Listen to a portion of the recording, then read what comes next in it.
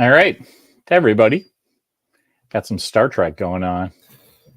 Hey, there's John Price, Oh, hey everybody, how you doing? Captain Cool Jacket guy. Cool Jacket, bro. Can't I be uh, that. I put my Space 1999 stuff on today. I don't Nice. know. I don't know why. I just was like, you definitely have the best jacket. So I'm like, I can't compete with that. So I got to go different franchise. Hey man, I'm just happy to be here. Yeah. Hey, so I got some Star Trek news. Yeah. Let's Have do you Star Trek. heard? Fucking Trek movie, man. They're all like, they cannot stop talking about Section 31, which is fine. That's the new thing, I It's the guess. next thing coming out, right? I mean, is it? Like, I thought Discovery season 5 was April 4th. And nobody's talking about that. They're all talking about Section 31, which is great. But today the director starts spouting. He's the supervising director, whatever the hell that means. Production director on Discovery, and I don't know, he's directing this one. But no one cannot say, oh, Michelle Yeoh, the Oscar-winning actress. Yeah. And I'm so tired of that because it sounds so desperate. As if nobody else was a key figure in Star Trek that won a fucking Oscar. Yeah. Like Louise Fletcher, right? She was Nurse Cratchit or Ratchet or one of the various tools. One flew over the cuckoo's nest, and Joel Grey was in Voyager with Kate Mulgrew because they were in Cabaret together. And I know there's one more. Oh, Paul Williams. Okay, he got his Oscar for best song, and I get that all those guys got their Oscars in the 70s and were in Star Trek in the 90s. I mean, she's hot. She's hot right now, I get that it's like, but it's just like, it seems like they're shitting on people by trying to raise up the new stuff. Oh yeah, well that's their MO. I know, but it's just so crass and obvious. It's like it's stupid. It's like when the Chinese guy next door is always snoring. There's like nothing you can do about it, but it's so fucking annoying, man. Anyway, why does he gotta be Chinese? It's actually part of the story. It's the old Chinese guy next door. Okay, in my house, our old it doesn't bother us now because we've had it on. But our old master bedroom is Walker's room now, and when we added on to the house, we did this big addition and shaved 3 feet off of that big room to make a hallway to the next bit, right? And so, but the back wall is still a wall in his bedroom. And when we were there, it was the baseboard of our bed. And so basically we were 2 feet away from each other's heads. There was just like a house in between it. 2 house walls in between. Right. But, it's wood. So it conducts sound. It fucking would vibrate our bed open, So anyway. Does he snore in Chinese? Nothing racist. It's just he does snore in Chinese. That's hilarious. We started watching the 3 Body Problem on Netflix. Oh yeah, have you watched that? We were at the point where we had to choose that or The Gentleman, and we went with Guy Ritchie because Mimi loves Guy Ritchie movies. Yeah. It's I mean it's good, but it's not an uplifting show. It's not a feel good show. Which one? 3 Body Problem. Yeah, I just I went through this thing when I was in college where I was pretty up to date on American sci-fi. Right. Like I had gone through our public library in Vermont, and I had subscriptions to OmniMag and Isaac Asimov's science fiction magazine, fantasy and science fiction. I was pretty up to date, so I started reading Russian science fiction because I thought that was cool. That's a good idea. And it just got so bleak thematically. It's just, you could tell it was written by people that just were in the frozen steppes for like 8 months out of the year. Yeah. And so I get that feeling with Eastern sci-fi. It's Yeah. just like, Yeah. man, you guys are a little bleak for me. I want some punching. And they don't have that Cold War American optimism, you know? And the cowboy diplomacy stuff. That's the part. That's the stuff I love, right? Right. We'll punch you, but then like help you back up. Yeah. And that's a lot. Not a lot of that. And then going we'll on. wink at you and get laid. You know, right? That's American. And everyone exit through the gift shop, right? Yeah, it's it is. I mean, it's well produced and everything. It's good, but yikes, it is. So anyway, then we started watching some sitcom and went to bed happy. We are so into the. I don't know if you know, but like we built our cabin, got that cabin constructed. We're kind of crafty over here, but we have family that has a cabin up on a lake in Maine. And there's a fucking TV show called Maine Cabin Masters. And the conceit of the show, and they're on like season 6 now. The conceit of the show is to just go up there and, renovate your cabin that's been there since the 1910s, right? That's funny. And they will never run out of cabins to renovate because there's millions of them and there's million lakes. And it's awesome. So we'll watch some like really stressful thing like 3 Body Problem or Jack Ryan or something, and then we got to do a Maine Cabin Masters after because we all have very strong opinions about how to deal with the porcupine shit that's been under there since the 70s. And it's pretty funny. How do you get electricity out to these islands, man? You can barely get out there anyway. We have opinions about that, and it's really fun. Sure. So maybe you and the science officer would like those kind of putting together shows. There was one called Flea Market Flip. I just was in love with it. You get like $100 and you go to a flea market, you buy some shit, and then you paint it, clean it up, craft it a little, and then bring it down to New York City and sell it for thousands of dollars. God, that's a good idea. That's such a good idea. And so the conceit of the show is that there were 2 couples fighting. It'd be like 2 brothers, like hammer issues, or there'd be like a gay lesbian couple, or like regular bros from like All in the Family, or like just like everybody. But it was like 2 against 2, and it was always a landslide because it was always like people who either couldn't get along or had different fashion ideas of what to happen. So they'd have this Frankenstein thing. And I'm telling you, you and the science officer would sit there and start, you'd have like a bookie in Virginia, and you guys would start wagering on episodes. Nice. Anyway. Not very science fiction-y, I'm sorry. No. I believe the current show of choice is a show called Girls 5 Eva. It's actually really well written, but yeah, it's a mockery. It's a parody of like a girl, I guess, a girl band, the equivalent of a boy band from the 90s, and now they're all like old, like 40-year-old mothers, and like they have to go back on tour. So it's fun. It's a fun time. You obviously are way too busy because all last week my Facebook was how much Walker and I just ran through Girls 5 Eva in about 4 days. Dude, I missed that. I'm sorry. We were screen grabbing. Like, come on! When she gets where are you? Did you finish it? No, we watched like 2 episodes. There's a bit where I forget all their names because I watched it so fast, and they're just archetypes. But the diva African American chick dates Tim Meadows for a while. And they meet up. They have a couple of dates at Midtown Comics, the big New York comic book store.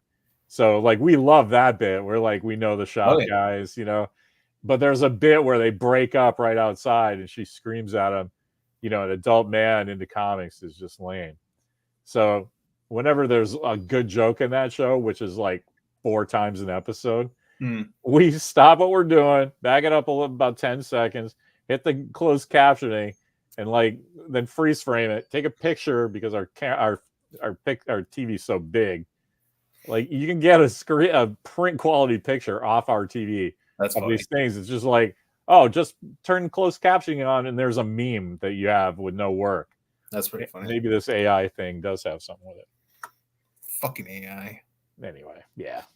Cool. Yeah, I know I missed that. I get on Facebook about like once a week. No, now. I mean, dude, you got It's so a lot of stuff going on. I'm just happy. Don't like it. I'm happy you're here talking about it. I'm not happy. This is spring break. I'm on spring break right now, as you can tell. You know. Yeah, I wasn't gonna say anything. Spring breaky. You know. But I've just been like so zoned out. I have done like almost nothing. Like I have a giant to-do list of like stuff that I want to do on top of the stuff that I have to do, and I just don't do it. I'm just like, yeah, I'm good. You got to Scotty it, man. Like I know. You set up. Here's because this happened to me yesterday. Actually, Walker ripped his pants at his prom. Like destroyed them. He didn't just like rip it. Like, oh, and you can darn it later, and who's gonna know? No, it split about a foot along the seam. Jesus. But then went sideways. So then another 8 or 9 inches into the fabric itself. And so everything started fraying, and it's just like, well, you could turn this into a kilt, basically. Yeah. But we just got this suit 6 months ago, so I just went back to Men's Warehouse, and I was like, give me another pair of pants. Right. And I thought that was going to be this giant drama, and I set it up to Mimi. I'm like, look, I'm not getting anything done today. I have to, like, because he had yesterday off, and I'm like, he has lacrosse practice from 1 to fucking 3. So I can do some stuff in the morning and some stuff in the afternoon, but like driving around, it's fucked. And so, but then I just got so much sense. I'm like, you know what? If I just like thought like Mimi, I like did a big loop. I went to Men's Warehouse, got the pants. I went to the grocery store, came around, got all the grocery stuff. Stopped at Target, got this big like IKEA-esque shelf thing that Walker needed for his area in the chill zone. Yeah. I put that together, and I was ready to go pick him up for lacrosse. Nice. So Mimi comes home, and she's just expecting me to go, oh, I made bacon or something, right. you know. And I'm like, oh, I got this off the plate. And she's just like, oh, I remember why I married you. Yeah. No, that's a really good idea, and I should do that. Like today, this morning I woke up, I was like, hey, I'm gonna go to Petco and buy cat food, and tomorrow's Gus's birthday, buy him a birthday gift. And I just didn't do it.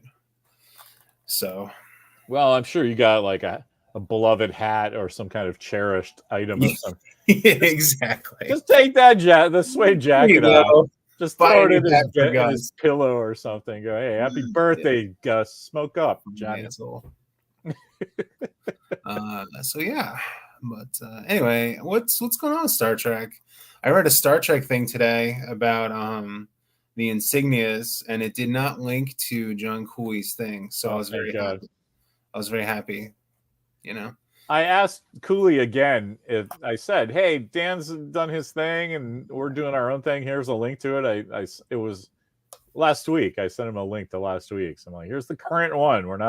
Here's the kind of thing we're doing. We just want to come on and rap. He's like, oh, I'll check out your thing. Okay, man. He's a self-righteous prick. See, I think that's probably why he doesn't want to come on. I mean, that's fine. I would not say that. I really want to hear, like, I know. I want to be like the Chris Wallace moderator between the two of you guys. I know. I'm just saying. Because I see both of your points, but I do agree with you. So that's kind of I am also a self-righteous prick. So game recognize game. You know what I mean? So I get it. You know, I'm not mad at him or anything. I just, you know. I know, but man, you can see where somebody who doesn't know you. I went through this about 15 years ago. Like, yeah. I'm just being me, man. But like everybody else is not used to me at this point, right?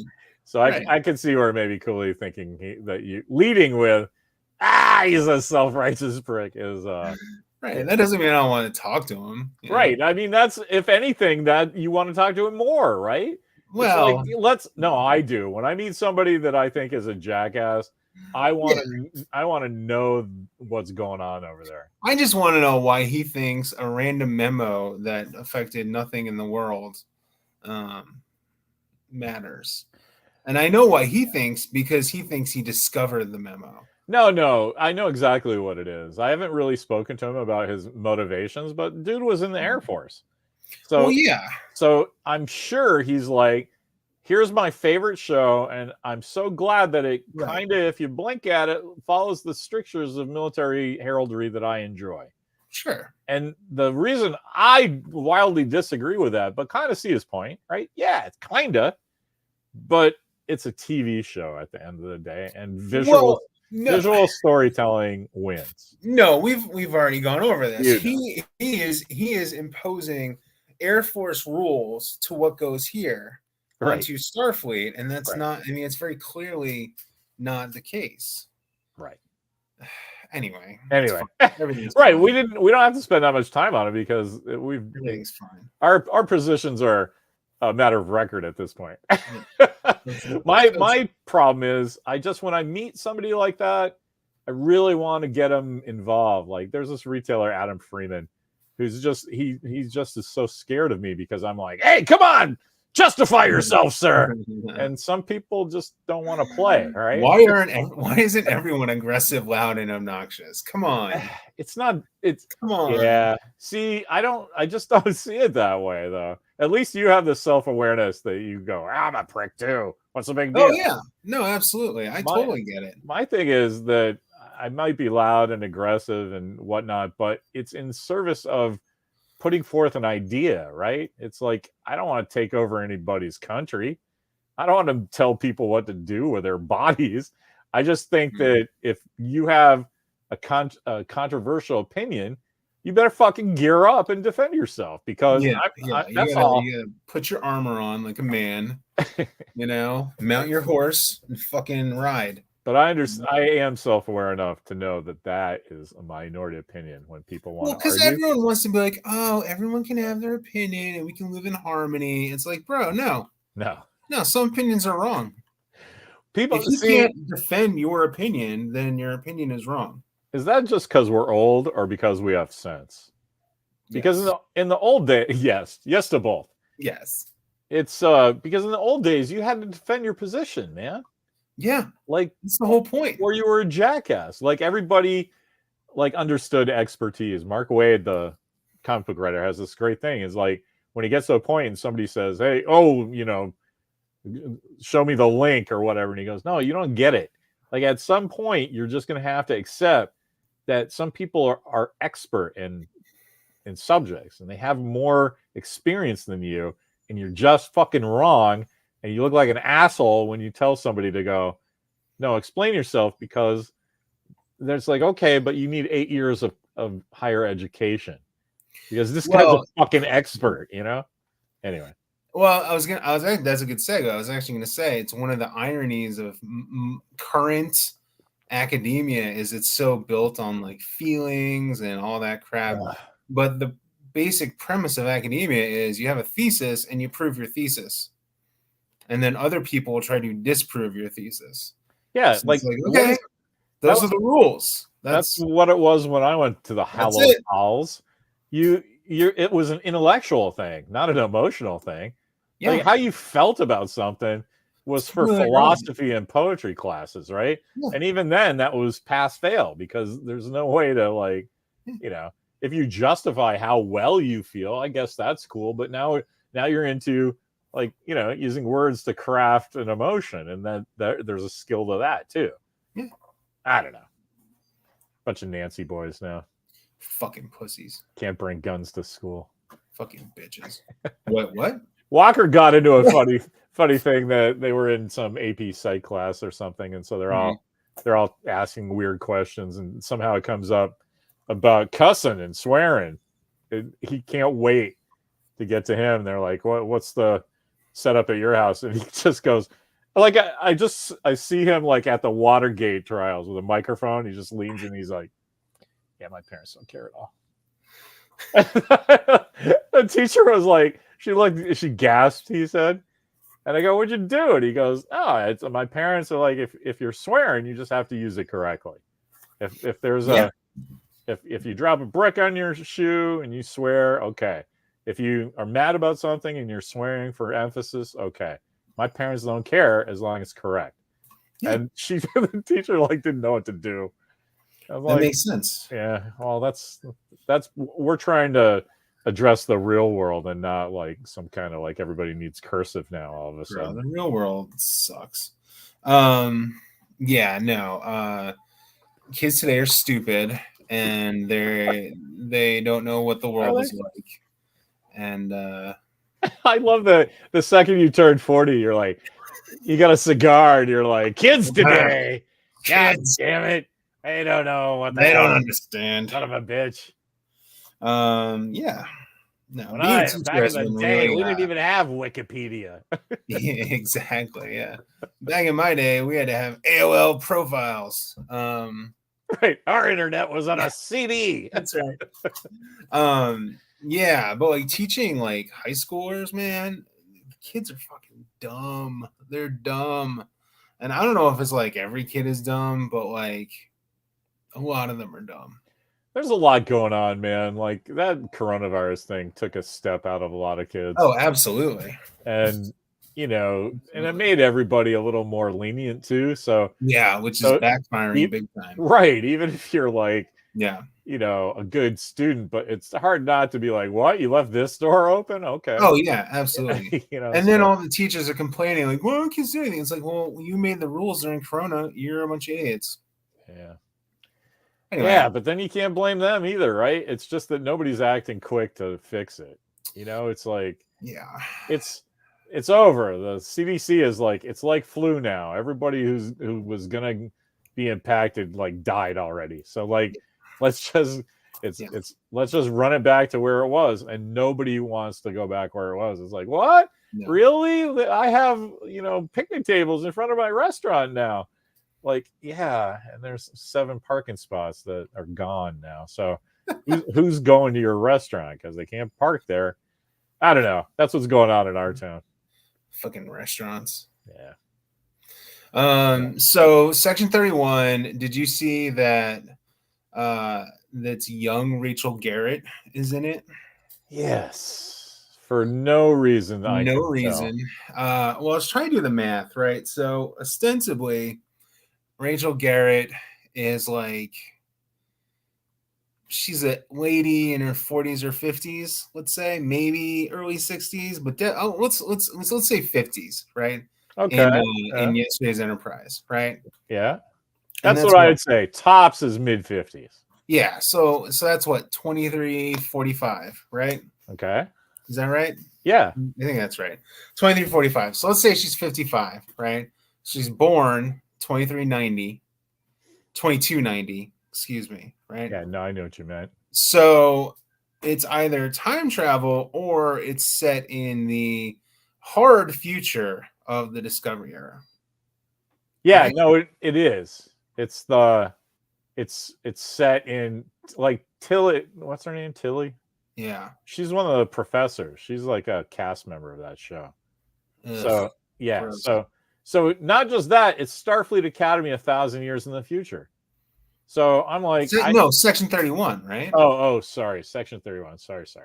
Is she in that? I don't remember. It's hard to keep. Yeah, no, it's hard to keep track of my date. So yeah. Okay, yeah, she's in Section 31. But it's like, but that's 10 years before Kirk and Spock. Right. So like, how is she like not 8? There's a 60-year time jump. I think it's just one of those things. Ostensibly, she's going to be like a cadet or something. I think it's going to be one of those things that they didn't think about it at all, and they just went, well, Rachel Garrett's the captain of the Enterprise C, so the Red Lady. Let's just put her in there. And if they think about it at all, like you just did in 10 seconds, they'll go, well, maybe it's her mom, and her mom is named Rachel, cool. And it gives everybody a little thrill. And then she gets killed, and it's like, oh, but she still has this other baby, and her baby's name was Stephanie, but like now they call her Rachel because of her mom who got killed. And maybe something's going on like that, but I doubt it. Yeah, because they suck. No, that would not. Also, it's like a movie, right? Yeah, you heard about it. That's right. It got downgraded from a season to a mini series to a movie. Right. That's right. I think that's good though, because Oh yeah, now the expectations are right in the toilet. So yeah. if they just shoot on dark Discovery sets and have people talk to each other, that thing didn't cost anything to make. You get to say you have Oscar winner Michelle Yeoh in a movie, and then she's great because she's got her contractual obligations have been fulfilled, and everybody can forget this fucking part of Star Trek ever Do you happened. think she's gonna eat any sentient beings?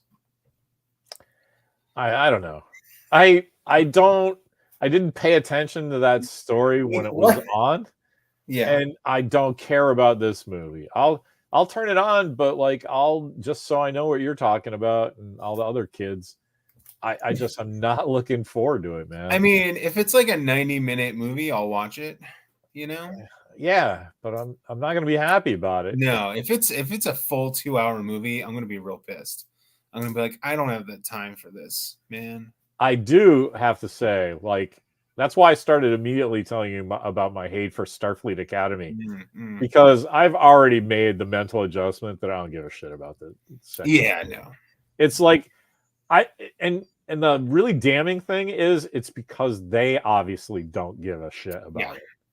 You know, it's like, oh, it's this big event, and then it's this other thing, and then now it's we're burning it on a TV. I mean, if they just did Whatever. a whole bunch of like TV movies, ostensibly, that would be a cool idea.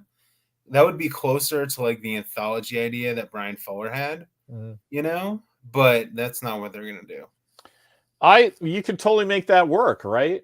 I mean, Oh yeah, that's that'd the be whole awesome. thing about my dumb idea about for the time being, right? Where there's a insane Yeah. captain that gets smeared across time, and then you have like 5 standing sets or something, and then just shoot your whole show on that, Yeah. and it has like crazy epic scope because like everything is just, oh man, there's the Captain Picard suits again, and oh wait, there's a girl wearing the red suede. You know, I mean, come on. Yeah. Yeah, there's so much. Star Trek is so dense and so right there for you at this point. They are fucking criminals. Going, oh, Rem- let's do Starfleet Academy 1,000 years in the future. Starfleet Are Academy you with Tilly as a fucking professor. kidding me? Oh, 24-year-old Tilly as a fucking professor. yeah. Remember in Star Trek Picard when Rachel Garrett was called the Red Lady, and it was just a big red statue of Rachel Garrett, and they never Yes. explained why it was red. It's because I just assumed it was red matter, but like, look, maybe Wow. we'll get a really, maybe somebody is fucking like really going to start doing some science fiction for a change and explain all of that, like how she's a That'd be cool. teenager in the past and has been bamfed to the future, but 40 years younger and in command of the fucking Enterprise of all things, and then her life is, I mean, yeah, you could, but She's a badass in that episode too. here's I the just thing, though. rewatched it. You have to make the episode about that, Yeah. and they're not doing it. The guy just went, oh, I thought it'd be a cool little Easter egg for the fans.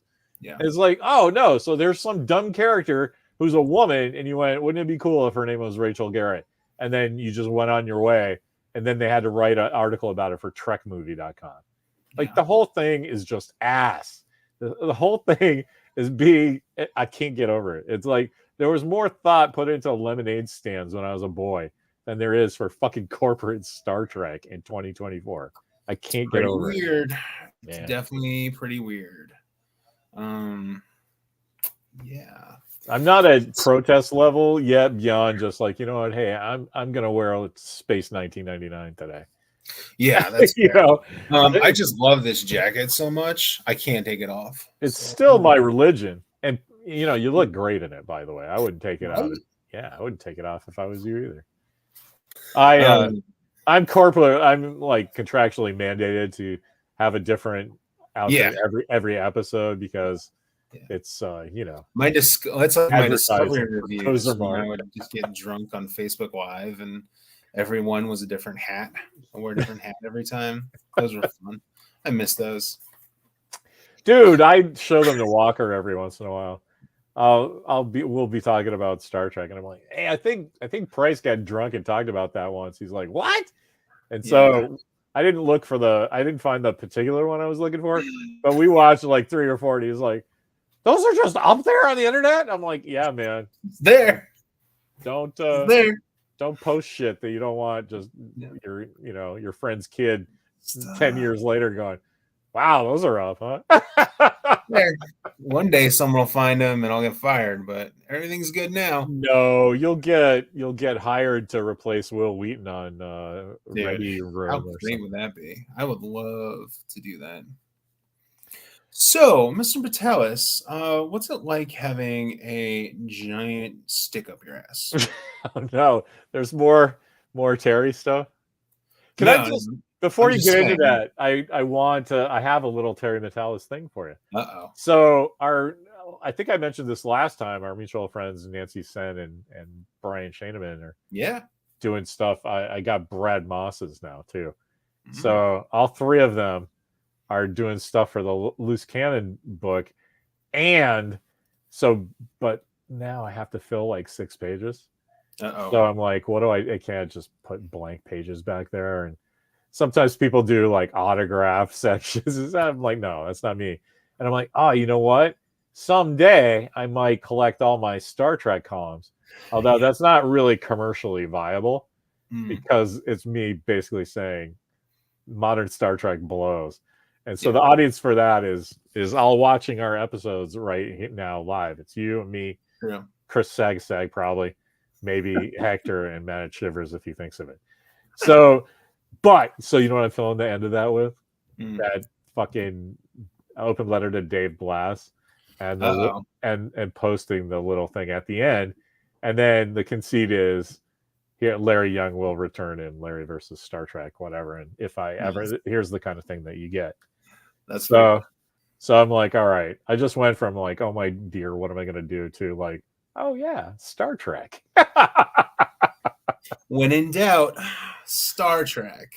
Mimi, man, I wish that all of my friends who know about that fucking guy heard what my wife said when I showed her the thing. Oh, tell Larry, I read it and say thanks. She just went, that is the weirdest, most unprofessional thing I've ever seen. Yeah. And then just like went on her day. And it's like, I'll give you 3 seconds because you're my husband, but those 3 seconds are just going to be like, dude, you fucking roll with some retards. Yeah, it's very odd. It was a very odd moment in life. Anyway, do you think that's what Star Trek is now, though? Yes. That it's just a Xerox of a Xerox and nobody knows why it worked in the first place? Yeah, I mean, I think the guys in charge, man. Well, that's the thing. I think there are people who know, and they didn't hire Seth MacFarlane. They hired other people. You know what I mean? I do. It's 100% Hollywood politics, right? They're so used to going like, who's the best available actor whose schedule is clear that can come shoot during this much for this amount of money in the budget? And then they start thinking about creative, right?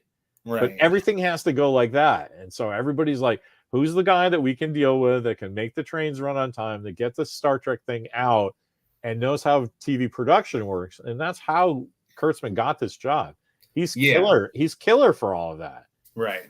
But it's that's like the irony. The irony is that like I think Terry Metalis would do a good job if you gave it to him. I'm not sure I would like the Star Trek he produced, but I think it would be good enough and it would be Star Trek.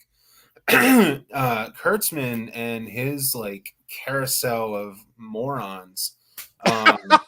No, whatever they're producing, it's not good and it's not Star Trek. You got to be one of the two. One of those two things. I disagree with you about Metalis. I think he is just yet another guy on the carousel of morons because of that thing that he posted that I used for today, where they had Picard going, make it so, which that's fucking Star Trek, man. That's a Star Trek theme. Even if you have no idea about Picard or Next Generation or anything, you understand those words and the posture and everything. That is a guy who's an explorer. He's going out there. He's saying yes to things. Yeah. Right? It's the whole thing about comedy, like and improv, you just say yes. The second you say no, it kills narrative. Because then you have to explore like, oh, it's no. And that stupid motherfucker is a storyteller and he posted that thing, and he thinks that's cute. That it's make it so. He's like, make it no. I'm the rugged guy that's daddy on Star Trek. I'm gonna tell you what to do. And it's like, dude, I'm sure that's good for getting your flaccid little member just a little turgid without medicine, but it's the fucking opposite of Star Trek. Yeah. Star Trek is make it yes. Well, the sad thing with like the character of Picard has already been screwed up so bad that like now of course the answer is don't use the character of Picard anymore and go do something else, which, you know, fair enough. So which he wants to do, to be fair, he wants to do something else with his little fanfic legacy thing. But yeah, I don't know, man. I don't fucking know. I know that guy needs to not be near Star Trek. He's a well, he can be closer than a lot of other people. I'll tell you that. I don't see it, man. Okay, fair enough. Make it. I just he's getting the wrong idea out of Star Trek. I mean, give it to Mike McMahon. Give it to him. Oh yeah, no question. I mean, he should be number one. I mean, no question. I mean, he's right there. I don't know what they want. Yeah. Whatever. Just keep him pumping out Lower Decks, and I'll be happy. Here's what I want. What's Lower Decks on season 5 or 4? 5? I think it's 4. 5. I think they're one behind Discovery, right? I don't know. Anyway, well, let's give it 5, right? Whatever it is. Give it 5 and then move that guy over, right? Yeah. And just give it to him. It's like, dude, thanks very much. Thanks very much. You get it. You get Strange New Worlds and this other one we're doing that has nothing to fucking do with anything that's come before, right? And that's why I hate Tilly as a professor. That's why I hate Starfleet Academy. There's a whole bunch of reasons to hate Tilly. Everything is how can we reanimate this corpse instead of how, like, Picard is literally that in season 2, right? Yeah, and it's like, why can't they just make up some new thing? Like, I don't even like loathe the creative idea of like, hey, we jumped into the future, right? We jumped into the future 1,000 years, and the Federation is kaput, and we have to reteach humanity how to be the Federation, right? I don't hate that idea. So hey, let's restart Starfleet Academy, and you know, I hate that idea, but like Tilly is not the person to do that. I absolutely hate that idea because that's just white man savior shit again. Well, yeah, of course it is. All Star Trek is white man savior shit. But yeah, except if Star Trek is the most neoliberal thing.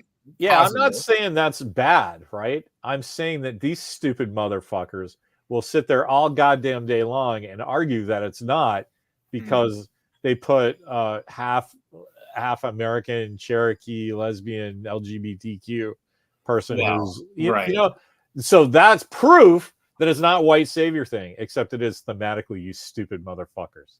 Oh, like, yeah. I mean, this is the part that I just have no respect for the JJ Secret Hideout guys and their storytelling on Star Trek, which is crazy because they're so genius on other stuff.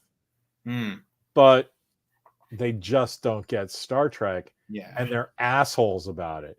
It's like if I like went into, you know, fucking Fenway Park and started telling everybody how to hit split-fingered fastballs because I had a conversation with my dad once in 1973.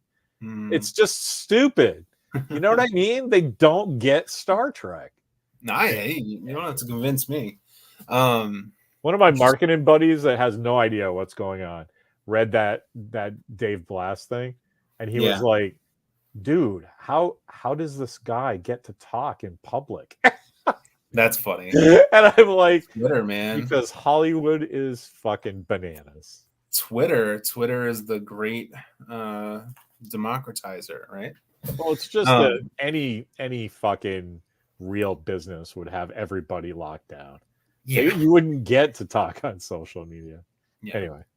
Well, and you know, to Dave Blass's credit, he puts out a lot of like tech information, like, hey, here's the ships, here's the here's this planet, here's the, that sort of stuff. So from a nerd Star Trek perspective, he does good on Twitter. Did you hear about that? That's interesting. It's named in the Diddy doc. Uh-oh. Yeah.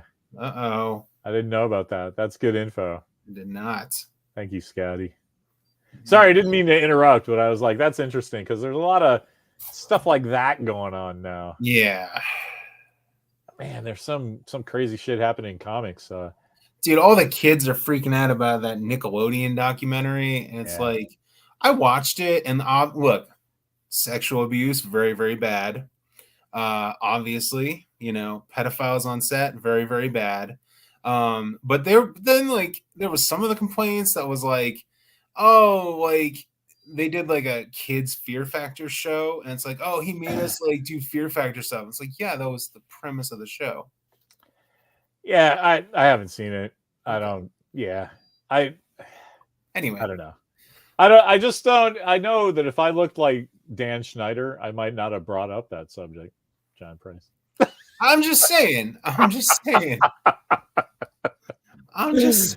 sorry. I just give you shit. The thing. There's some fucking weird thing happened in comics though yesterday, man. Some guy basically got hounded to death. He committed suicide because people were giving him shit online, and it's fucked up. I didn't know the guy, but Dan Shaheen did. Really, they were close. That sucks. And the dude like sent his suicide note out into the world, and it's on his Facebook. And I don't understand why Facebook doesn't take that down, because I read it real fast and it's harrowing, man. It's harrowing. What were people getting on it for? Just like, so the way I understand it from both sides, like first it's a bunch of girls were trying to cancel him because of sexual harassment. Okay. And so this guy, it was during the coronavirus, and he's this asocial dude who sits in his house and reads comic books by himself, and was just making fucking stupid jokes that didn't come across right. And one girl actually was like, he shouldn't be canceled for this. I'm just saying he's a creep. Right. But that lit the fuse. And so everybody took everything, off he said in his entire life, and like blew it up to 11. And the guy just went, he lost a $75,000 book deal over it. Oh, wow. He was part of that cartoonist kayfabe thing that Dan loves. And they were like, he's off of that. And he just went, I can't ever fix this. It's just wrong. I'm out. And his whole thing is like, here's what to do with my mom. Here's where my sister's rent is. He just like went through everything. He's like, calling it a day. See ya. Jesus Christ, dude. Yeah. It looks like Chuck knew him. Yeah. That sucks. It is fucking tragic, man, because it's these assholes on the internet who are going, I kind of felt, what reminded me is I kind of felt myself heading that way with like, Dave Blast needs, I totally don't mean that. I'm literally only talking about what they're doing to my beloved Star Trek. Right. And I made a big deal of doing that in the article. I'm like, you're great on Justified. I appreciate you putting the pictures of the new chairs and the curved L cars and stuff. I don't dig on the ships, but that's because I don't like John Eames' aesthetic. But I didn't say that even, right? Facts. I just said that's me personally, right? I'm not talking about any of that stuff professionally. I'm talking about how they deal with social media. Yeah. And because they're not even the writers. Like, that's all Alex Kurtzman and his nonsense. Oh, yeah, of course. So, but a guy who's not as, seasoned, dude was only 41, man. He's roughly your age, right? Jesus. And yeah, he just called it a day over. There's a lot of mental health issues for people now, obviously there's mental health issues for everybody, but like, because, I'm big into like generational stuff. And there's like a specific like male millennial like mental health problem, and like super depressed, like super lonely, like no future, we've been fucked here at this turning point. We were, so I get it. Like that sucks. Here's the bit though. He said that in his note.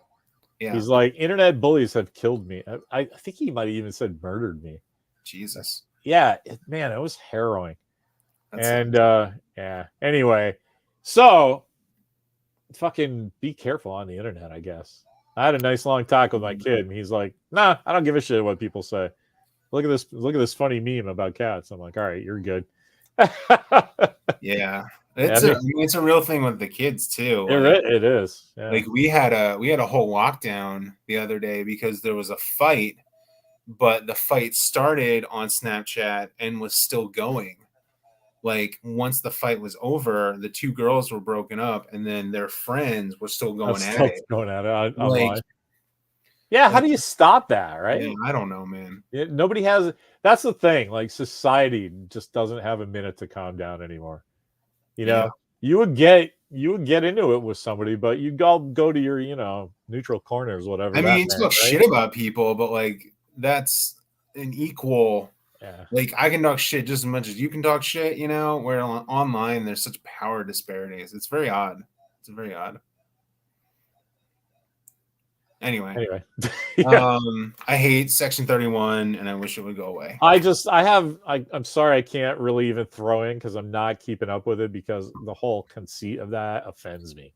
Yeah, no, the whole thing is stupid. I do not think if you've been following Star Trek and the Federation and all that shit, that Section 31 is kind of against the whole point. I do know. I'm not gonna say I know the guy, but like I've met him at some cons, and like I followed him back when he was doing YouTube stuff. A guy named Jason Inman. John Suntress knows him, and now he does comic books. Well, he's been doing comic books, but now he's more famous because of comic books. And he's a writer on that, and he shares very similar opinions to the two of us. So that kind of gives me like, hey, maybe they're self-aware enough to realize this is a bad idea, so they're going to do something awesome with it,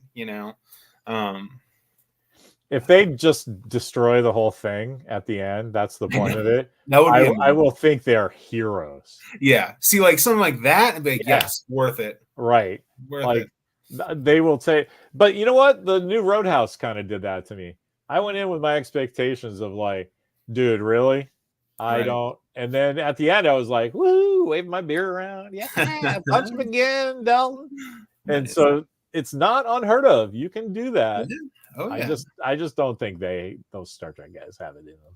I mean, I want to believe. I want to believe too. That's the thing, right? I forget who I said this to, but I was like, Star Trek and me is Charlie Brown in the fall trying to kick that fucking football. Yeah. I believe it's going to be great every time. Yeah. And I'm better off than Charlie Brown. So Star Trek, because every once in a while you get a good one. Charlie Brown does kick that ball every once in a while, and that keeps the hope alive. It's almost worse. Right? And that's I'm kind of at that point with Starfleet Academy. They're Lucy, man. Fuck you, Lucy. Go back to your psychiatrist help thing. I'm not playing football with you because I'm just Hector and I were talking about that. We're just gonna, give it a miss. I'll watch the first one just so I go, yeah, that's not for me. Because I didn't Academy? Starfleet Academy. Yeah, I'm not. I don't give a fuck. I don't give a fuck. I did. I was ready to give Prodigy a miss, and I only watched the first couple because I told John Suntress and Mitch Halleck. I always forget his last name. The Terrificon guy. I told them I'd watch it, and I ended up watching the whole season, and I'm not interested in season 2. And now I'm like telling them right now, I'm going to watch the first. I might give them the first 3 because, the pilot is always kind of, sure, whatever. They're setting stuff up. But the whole thing, man, where they're like, oh, look, our main set piece is this huge tubular atrium where one whole side of it is a view of San Francisco. It's like, okay, that's like the most like creatively bereft thing you could do, right? I don't know. Yeah. Some French company bought distribution rights to Prodigy season 2.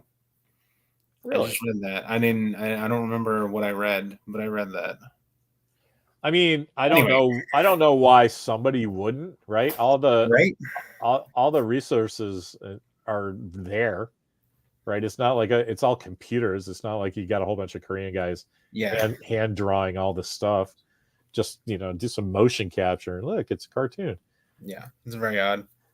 What's the Scotty guy doing? Mute me, LOL. I get it. I don't know, man. I don't know.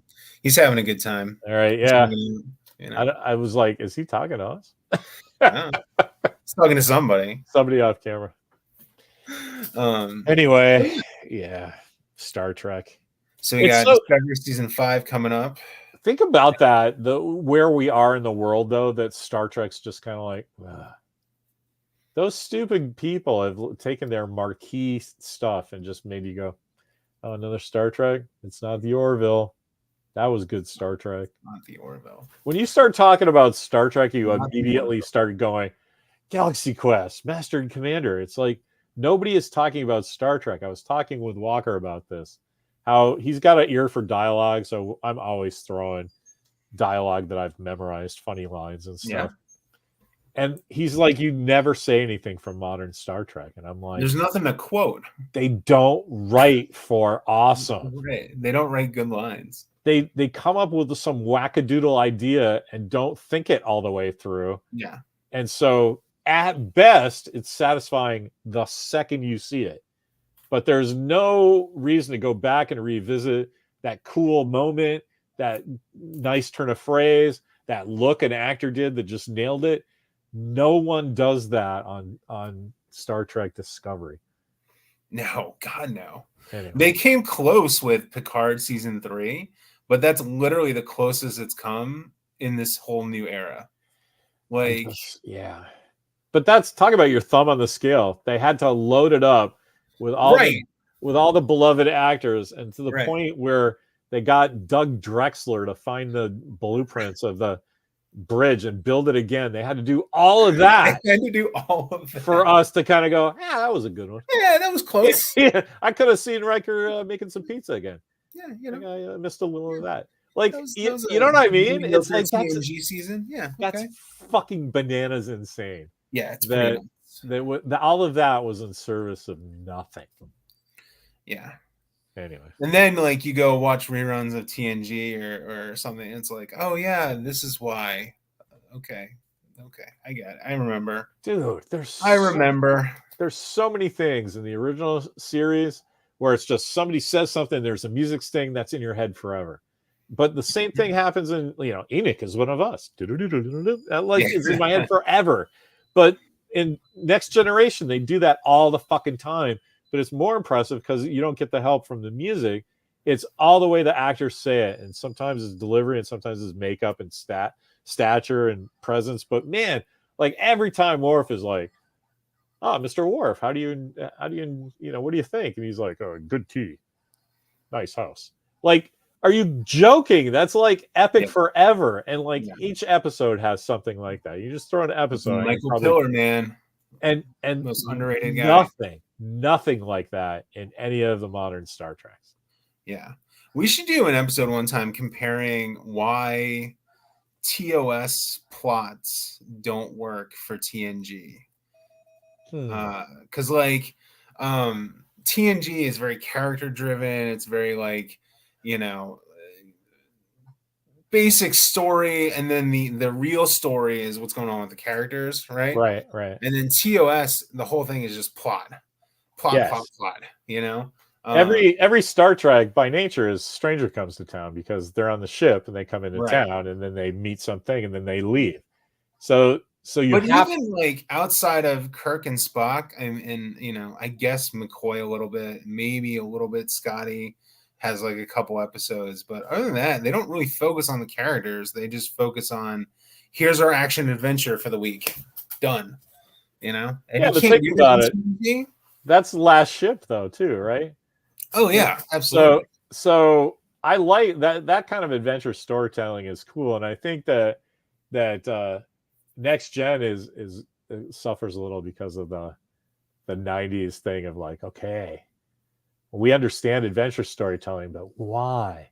What's the why here? Yeah. Why are these guys doing this? And they're going to bring their families, right? That's super 90s, right? Because that's all the kids getting into TV that were raised in the 70s on you know, Jonathan Livingston Seagull. And Yeah. you just got And the whole like Roddenberry had started drinking his own shit at that point. Like, oh yeah, this is a transcendentalist movement. It's like, right. You're kind of space cowboys. Dude, every good line in Next Generation is running through my head now. Well, I remember the deaf episode. Worf is like, sees the guy doing this. He's like, oh, yes, a mode of communication that is both silent and covert. And you're like, dude, like, and it's not even like I've seen that episode 1,000 times like I have. I don't think I've seen that episode 10 times maybe, and it sticks out. But that's what I mean, right? I mean, they just wrote for stuff where, like, they didn't just do the whole writer thing of, like, every scene needs to mean something. They had, like, every character was saying something that fucking was a big deal to them in the scene. So it wasn't just that the scene meant something, that it meant something to the characters in it too, which is awesome. And then that's lacking a little from the original show, but that's a cool thing that Next Gen did. Anyway. Yeah. I don't know, man. Like the new shows, they're just, I mean, it's so stupid to say, oh, they're bad, but they're just bad. They're just bad. They're not well done. Yeah, they're not. And they're throwing $10 million an episode. It's stupid to say they're not well done because they're clearly like well produced, but there's nothing there.